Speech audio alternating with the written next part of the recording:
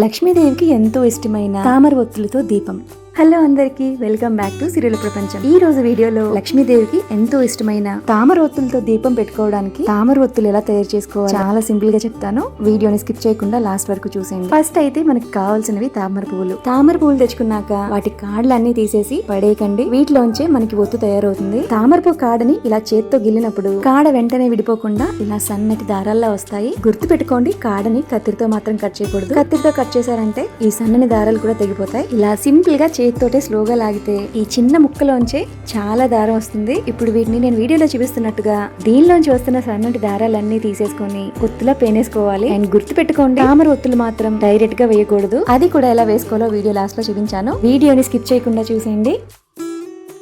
ఇలా మీరు ఓపిక్గా తీసుకోవాలే కానీ ఒక్క పువ్వు కాడలోంచే చాలా ఒత్తులు తయారవుతాయి. ఇంక ఈ తామర ఒత్తులతో శుక్రవారం పూట దీపం పెట్టుకుంటే లక్ష్మీ అమ్మవారికి చాలా ఇష్టం అంట. మనకున్న ఆర్థిక సమస్యలు కూడా తీరుతాయంట. ఇంకా రేపే కదా వరలక్ష్మీదేవి వ్రతం కూడా. సో మీరందరూ మిస్ అవ్వకుండా ఇలా తామర పువ్వు కాడల్లోంచి ఒత్తులు తీసేసుకోండి. లక్ష్మీదేవికి ఎంతో ఇష్టమైన తామర ఒత్తుతో దీపం మీరు కూడా పెట్టేసుకొని అమ్మ అనుగ్రహాన్ని మీరు కూడా పొందాలి అని మనస్ఫూర్తిగా కోరుకుంటున్నాను. అండ్ ఇది చాలా మంచి విషయం కాబట్టి మీకు తెలిసిన వాళ్ళందరికీ షేర్ చేయండి. ఎందుకంటే మంచి పని అనేది మన నలుగురికి పంచుకోవాలి. అందరూ బాగుండాలి, అందులో నేను ఉండాలి అనుకున్న వాళ్ళు మీకు తెలిసిన వాళ్ళందరికీ షేర్ చేసేయండి. మరి ఇంక ఇప్పుడు ఒత్తు తీసేసుకున్నాక ఇది ఒక్కటి సింగిల్ గా మాత్రం వేయకూడదు. ఎందుకంటే ఒత్తు చాలా పల్చగా ఉంటుంది కాబట్టి మనం ఆ నెయ్యిలో వేసినా నూనెలో వేసినా ఒత్తు త్వరగా కాలిపోతుంది. సో దీనికి జాయింట్ గా అయితే పువ్వొత్తులు లేదంటే నార్మల్ ఒత్తులు వీడియోలో నేను చూపిస్తున్న విధంగా కలిపేసుకొని అప్పుడు దీపం వెలిగించుకోవాలి. ఇలా అయితే దీపం ఎక్కువసేపు వెలుగుతుంది. ఇంకా లక్ష్మీదేవి అనుగ్రహం కూడా మన మీద అలాగే ఉంటుంది. ఒకవేళ ఇప్పుడు ఈ తామర పువ్వులు కాళ్ళు మీకు దొరకకపోతే అయ్యో మా దగ్గర లేవే అని అస్సలు బాధపడకండి. భగవంతుడు ఎప్పుడు కూడా